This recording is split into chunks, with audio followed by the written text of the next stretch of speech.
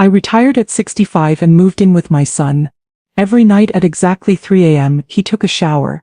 The water would roar through the pipes like a freight train shaking the wall right next to my headboard.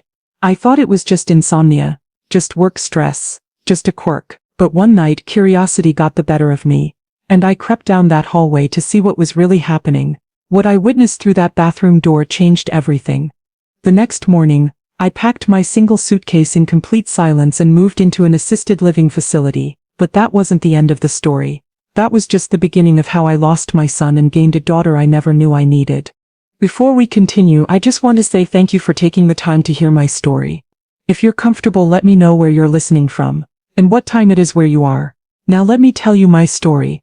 My name is Gloria Mae Thompson and I am 65 years old. Some days I feel every single one of those years in my bones, in my joints, in the weight I carry on my shoulders. Other days I feel like I'm still that young woman who stood at the altar 40 years ago, full of hope and dreams that would slowly be crushed under the heel of a man who saw love as ownership.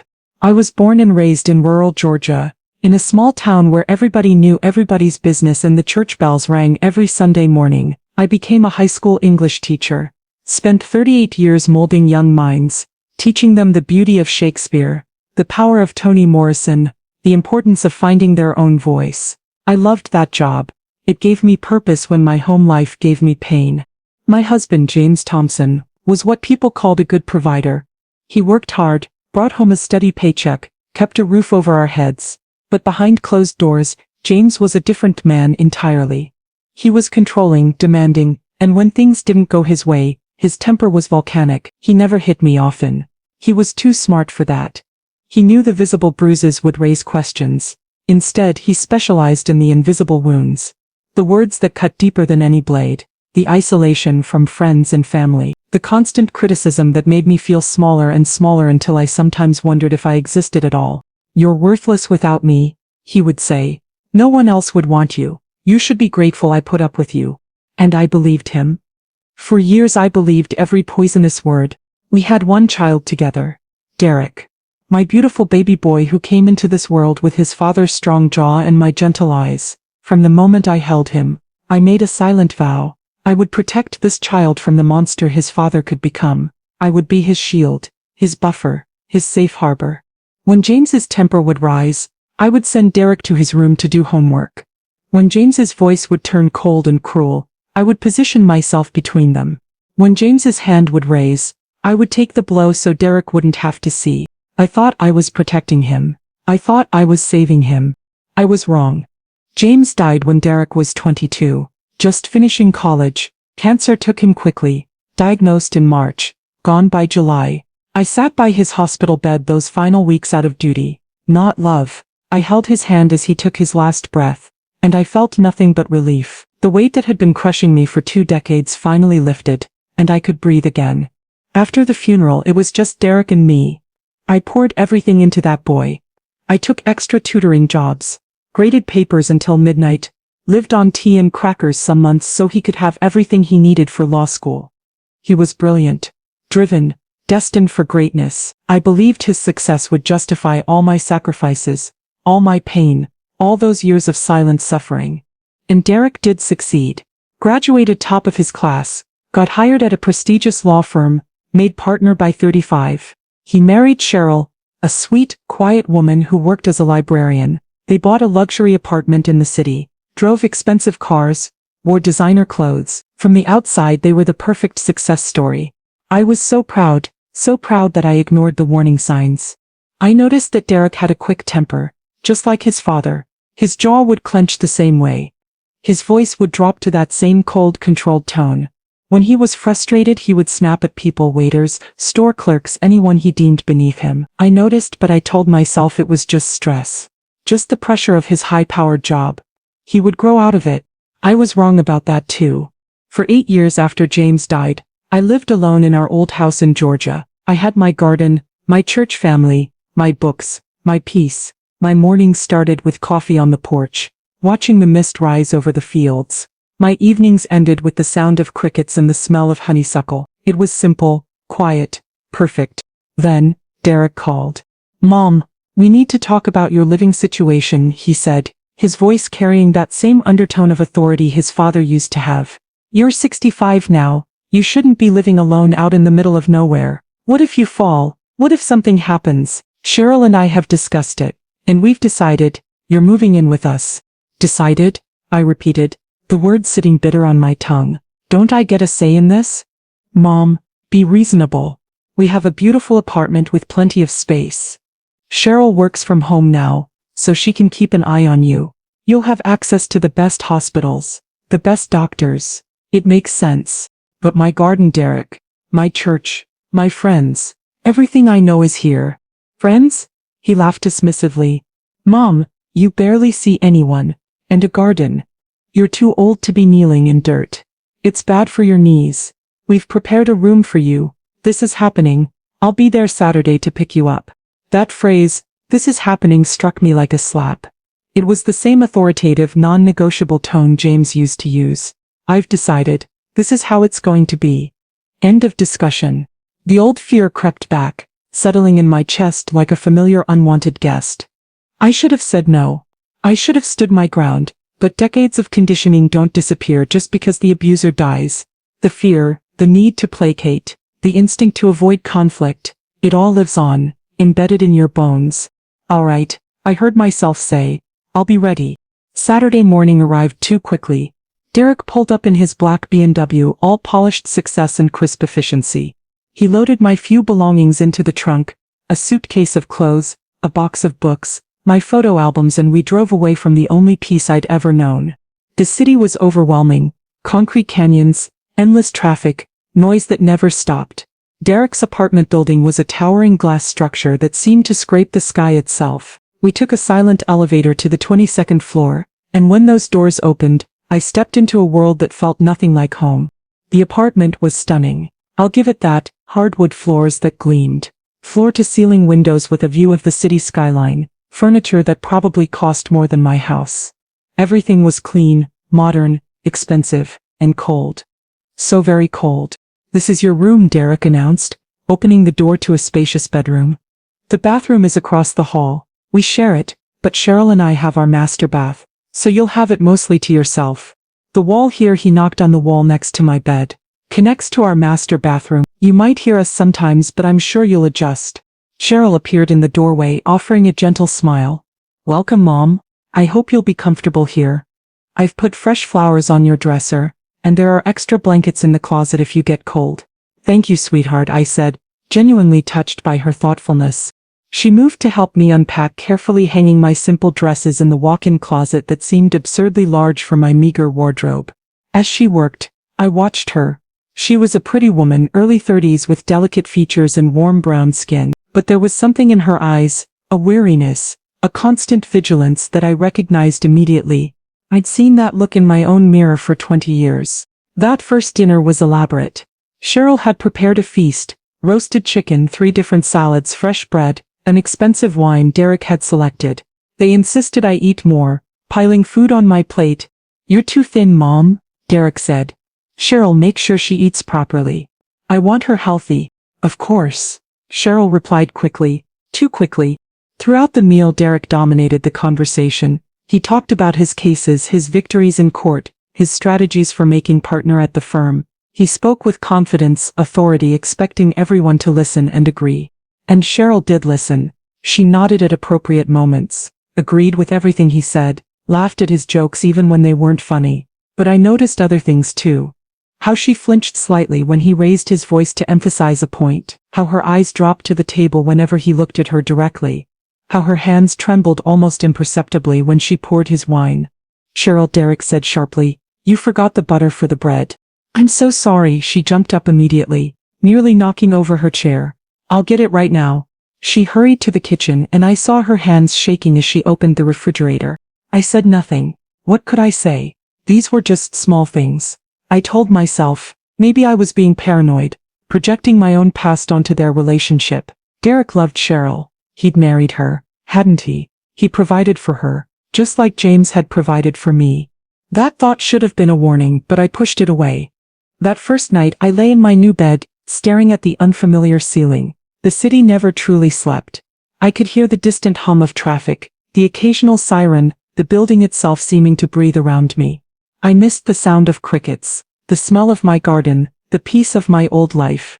Eventually exhaustion won, and I drifted into an uneasy sleep. At exactly 3 a.m. I was jolted awake. The sound was jarring, water rushing through the pipes in the wall next to my headboard. Not a gentle flow, but a roar, as if someone had turned the shower on full blast. The pipes vibrated, the wall itself seemed to shake with the force of it. I sat up, disoriented. Who takes a shower at 3 a.m.? The water ran for about 15 minutes, then stopped as abruptly as it had started. Silence returned, heavy and complete. I lay back down, trying to calm my racing heart. Just insomnia, I told myself. Derek probably couldn't sleep, got up to take a shower, clear his head. Nothing unusual about that.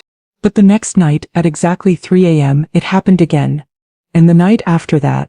And the night after that. Every single night without fail. At precisely 3 a.m., the shower would start its violent roaring. 15 to 20 minutes later, it would stop. The precision of it was unnerving. It was like clockwork. During the day I tried to adjust to my new life.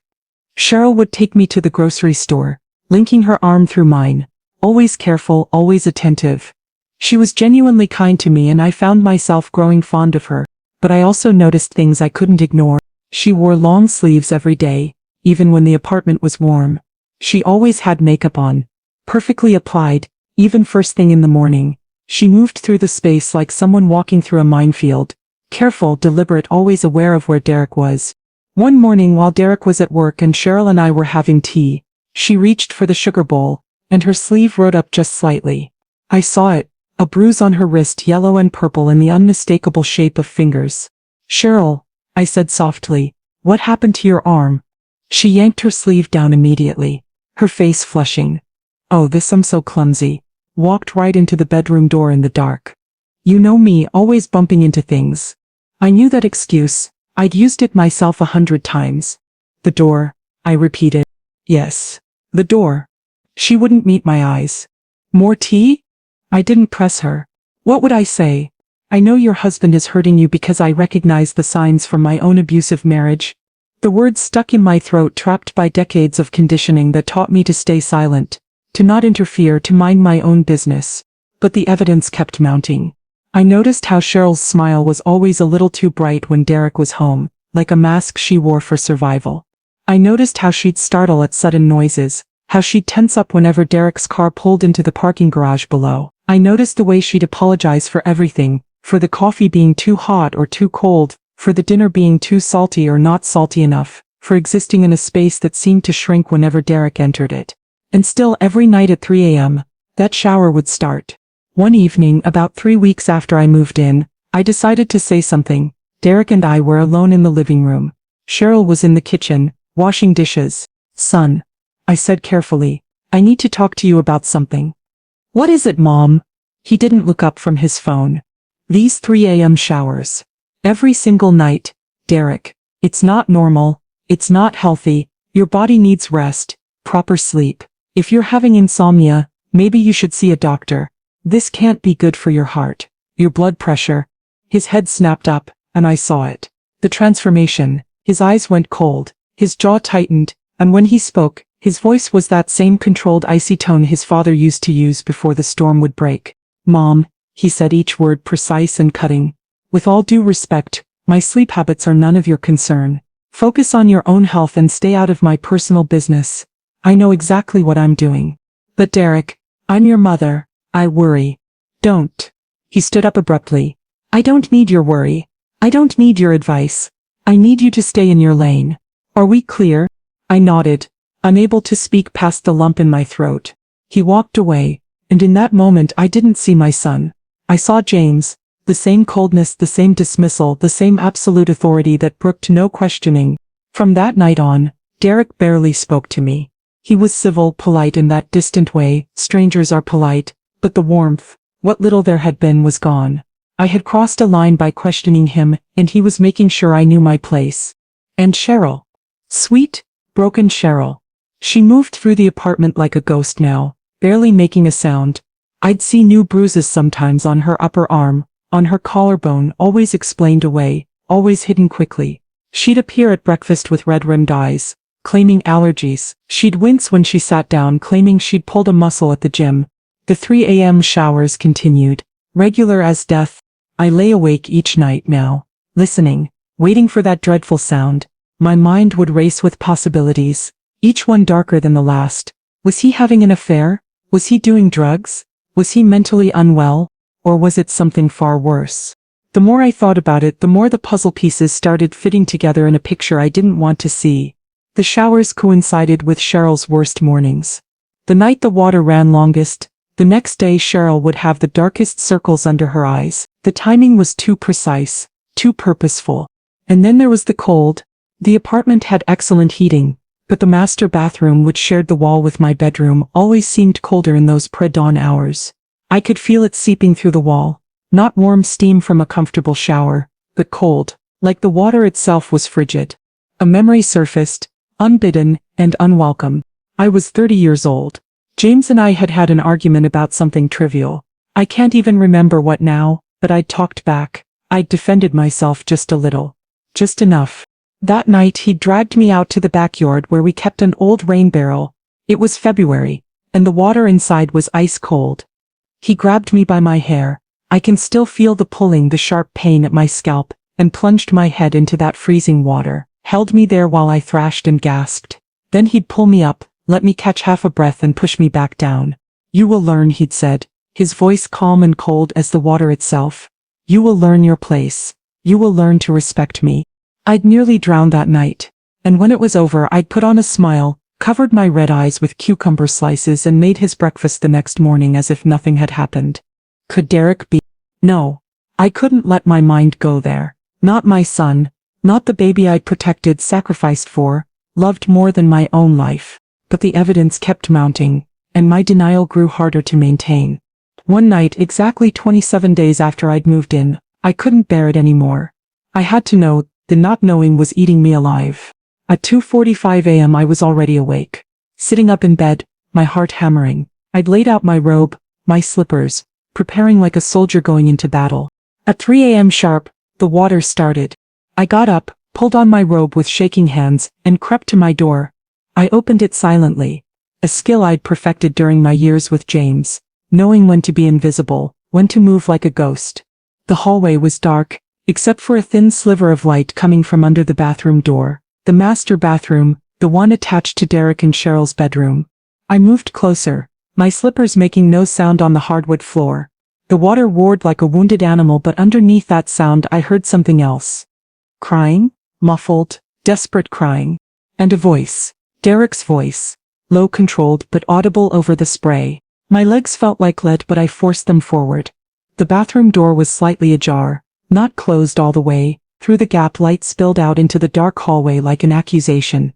I positioned myself against the wall, my old bones protesting, and leaned toward the gap.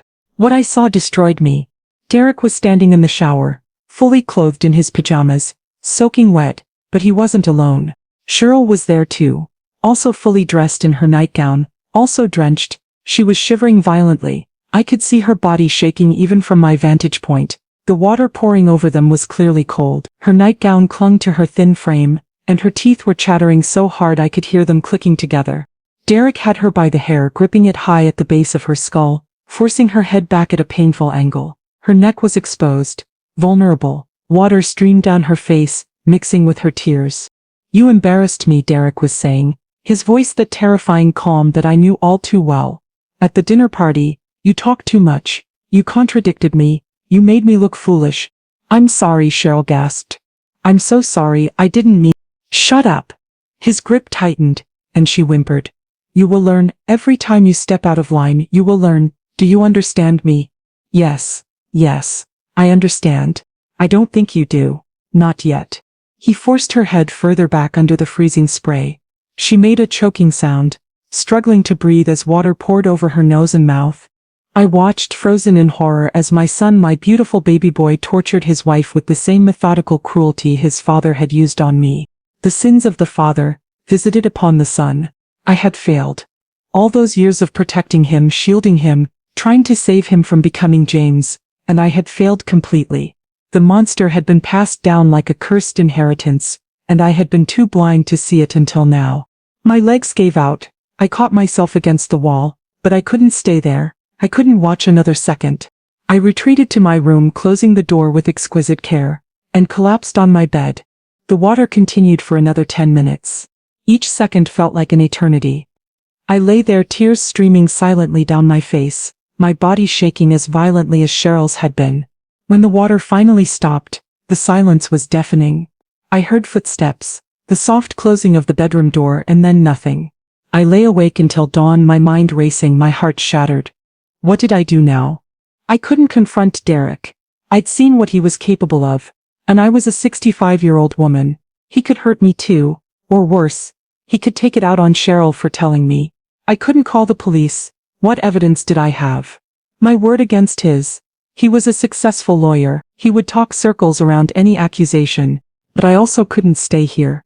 I couldn't lie in this bed night after night, listening to him torture his wife, and do nothing. I couldn't be complicit in this horror. And yet if I just left, if I simply walked away, I would be abandoning Cheryl to her fate. Just like I had abandoned myself all those years ago, accepting the abuse as my lot in life. By the time the sun rose, thin and gray through my window, I had made a decision. It wasn't perfect, but it was necessary. I got up, washed my face, and looked at myself in the mirror. The woman staring back at me was old, tired, heartbroken, but there was also steel in those eyes. The steel of a survivor. I went to the kitchen and made breakfast. The familiar actions, boiling water, toasting bread, setting the table, grounded me. This was a language I understood, the language of domestic ritual.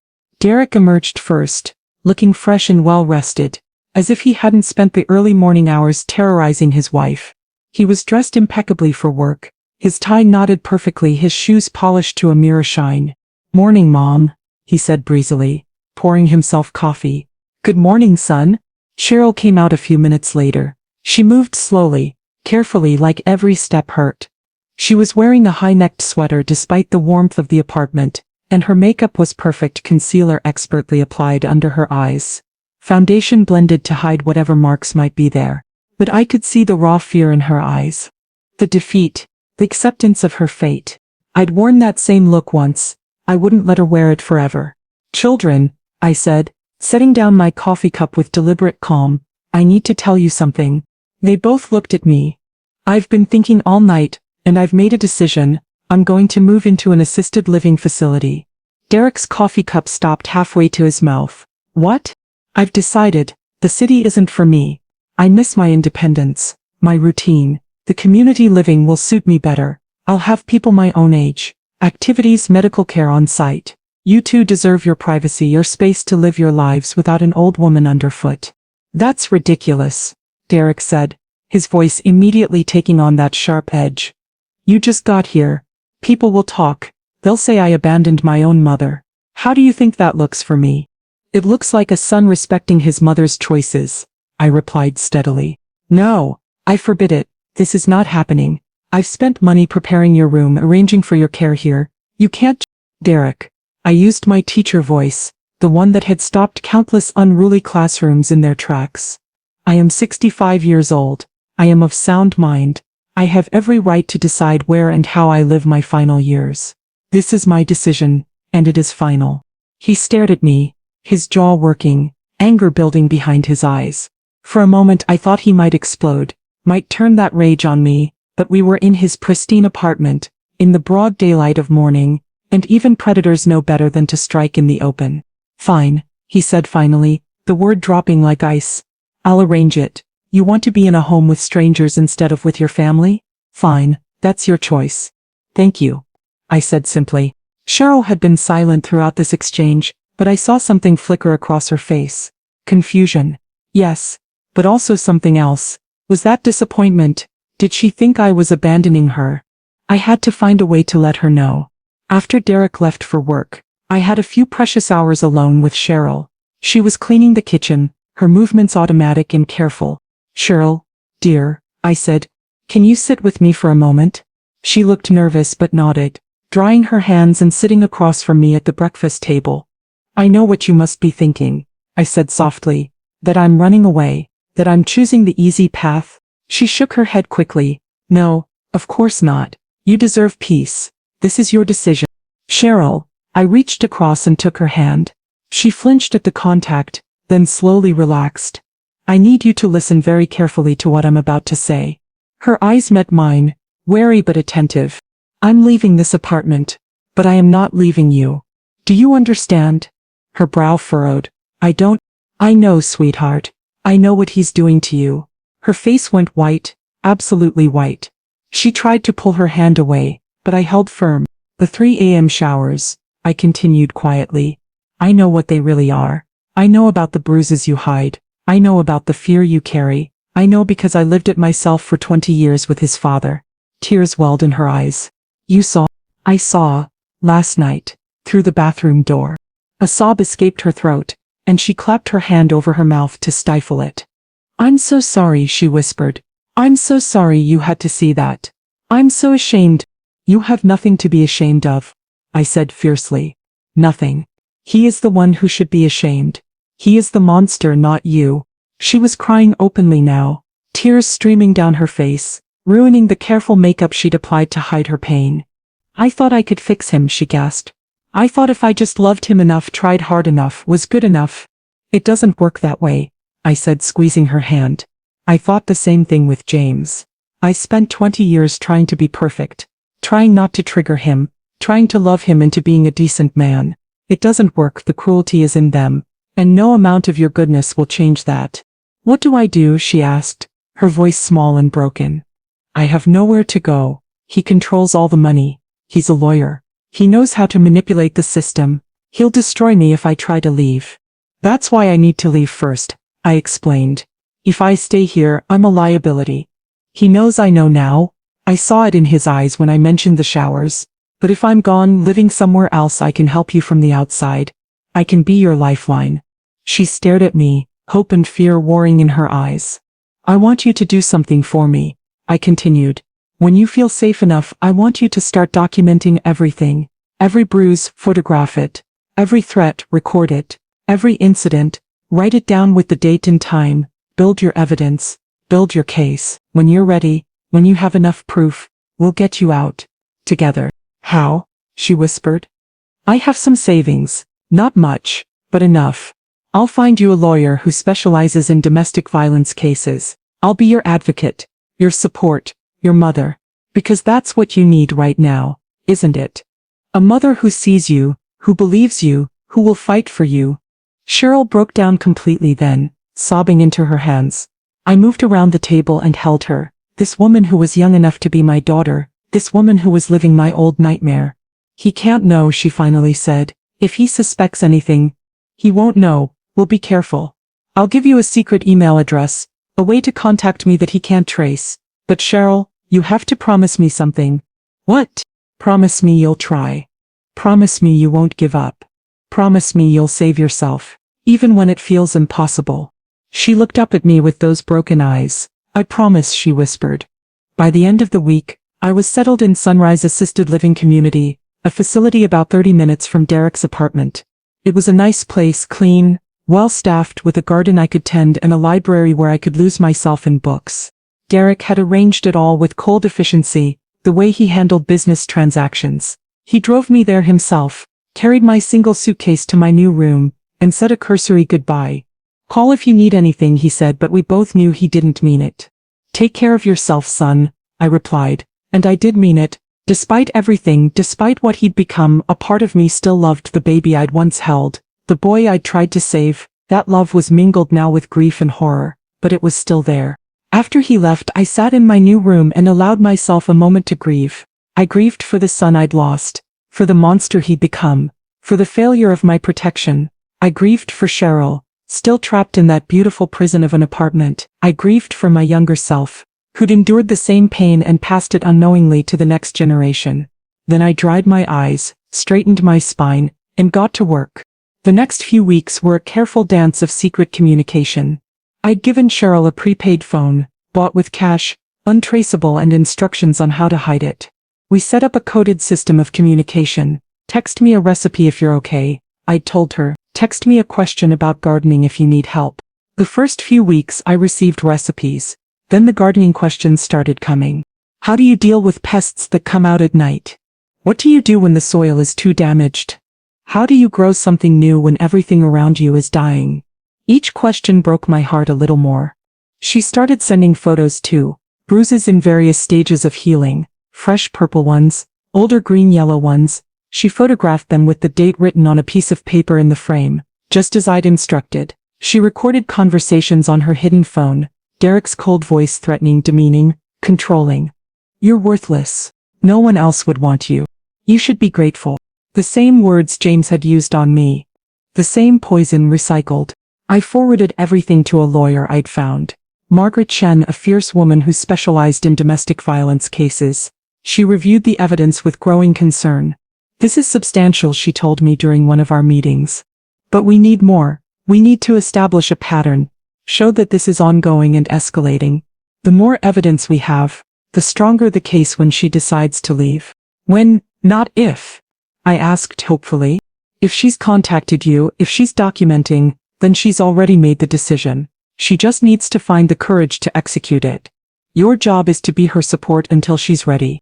3 months into my stay at Sunrise, something happened that accelerated everything. Cheryl's text came late at night, breaking our usual pattern. I need to see you tomorrow. Emergency. We met in the facility's garden, a secluded corner where the roses grew thick and provided cover. Cheryl arrived looking thinner than I'd ever seen her, dark circles under her eyes that no amount of makeup could hide. What's wrong? I asked immediately. She looked around nervously, then leaned close. I'm pregnant. My heart stopped. Does he know? Not yet. I only found out yesterday. I did the test at the library. Not at home. I'm scared, Mom. What if he hurts the baby? What if— Breathe, I commanded, taking her hands. Breathe, child.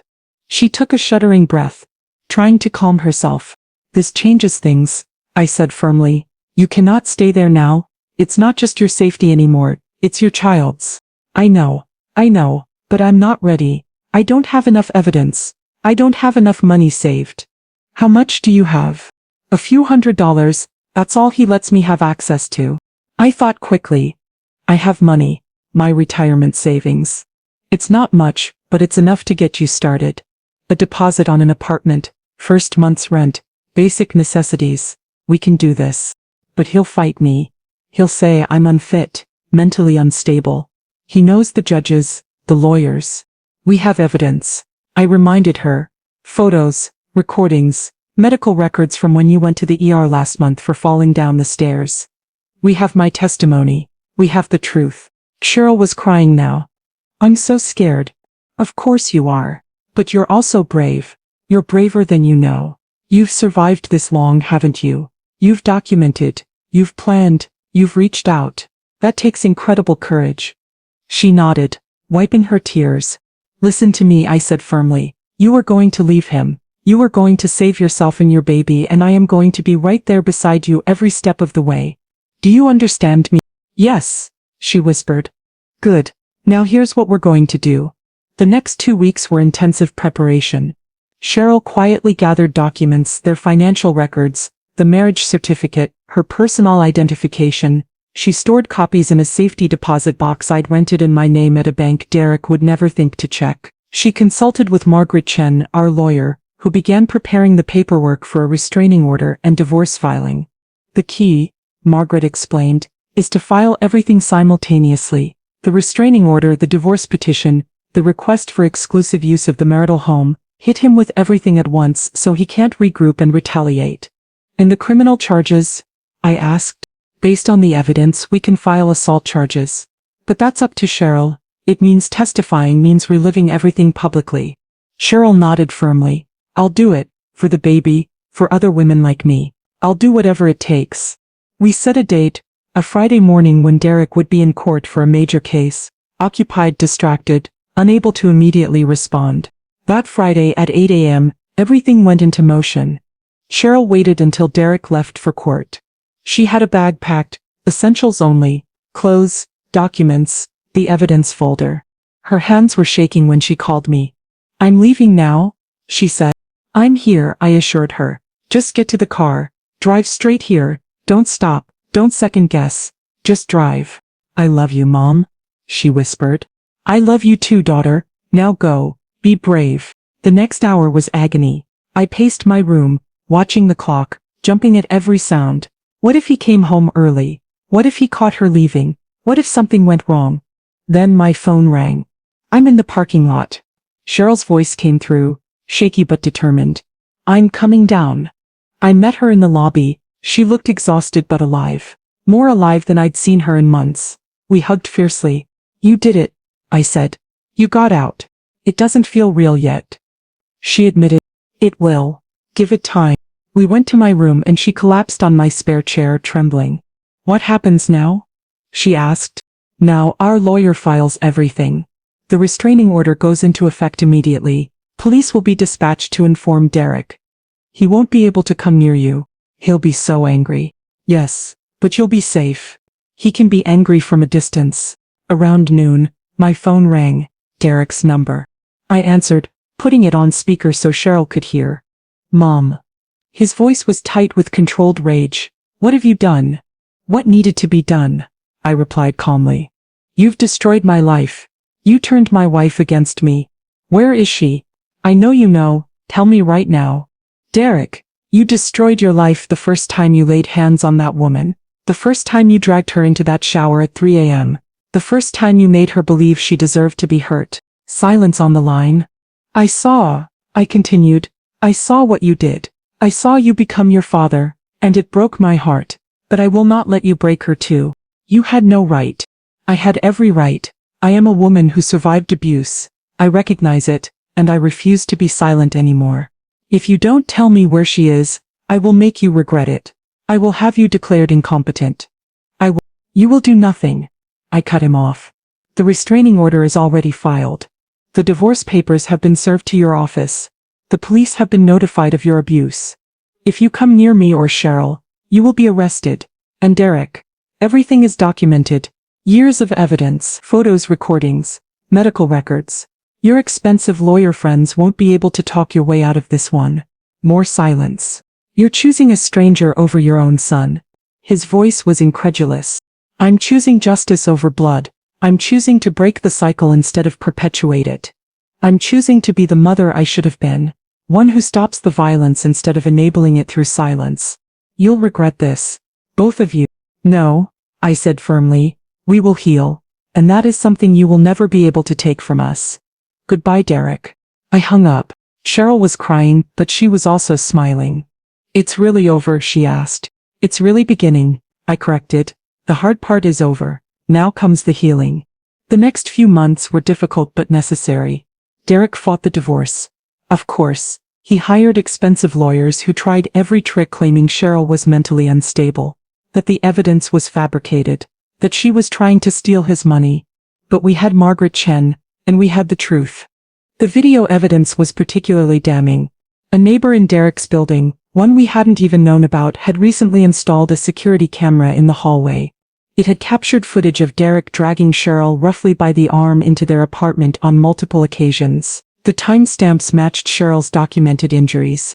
When the judge viewed that footage, alongside our mountain of evidence, photos, recordings, medical records, my testimony, the case shifted decisively in our favor. Derek was charged with domestic assault. He plea bargained to avoid a trial, receiving probation and mandatory anger management. His law firm, protective of their reputation, suggested he take extended leave. The divorce was finalized 6 months after Cheryl left. She received a substantial settlement, half of all marital assets, plus additional compensation for the abuse she'd suffered. The judge also granted her exclusive custody of her unborn child, with no visitation rights for Derek due to his history of violence.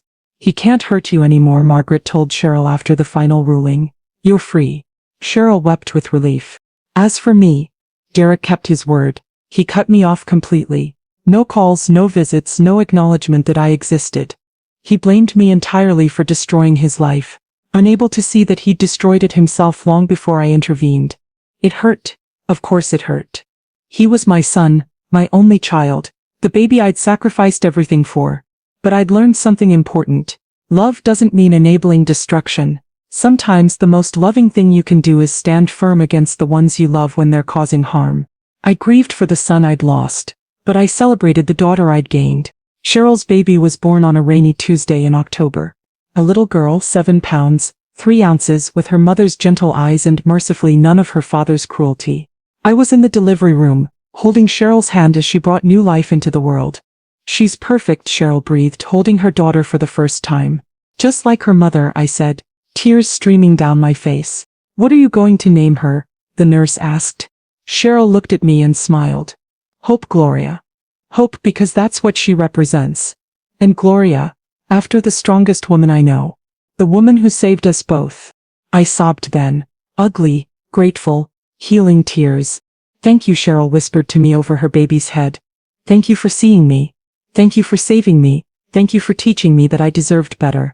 Thank you, I replied, for letting me redeem myself, for giving me the chance to break the cycle I thought was unbreakable. That was 2 years ago. Today I still live at Sunrise Assisted Living. I have my routine morning walks, afternoon tea with friends, evening reading in the library, but twice a week without fail, Cheryl brings Hope to visit me. The little girl calls me Grandma, and every time she says it my heart soars. We've become family, not through blood but through something stronger. Through survival, through choice, through love forged in the fires of shared pain. Cheryl is thriving. She went back to work, got promoted, bought a little house with a garden. She started volunteering at a domestic violence shelter, using her experience to help other women find their way out.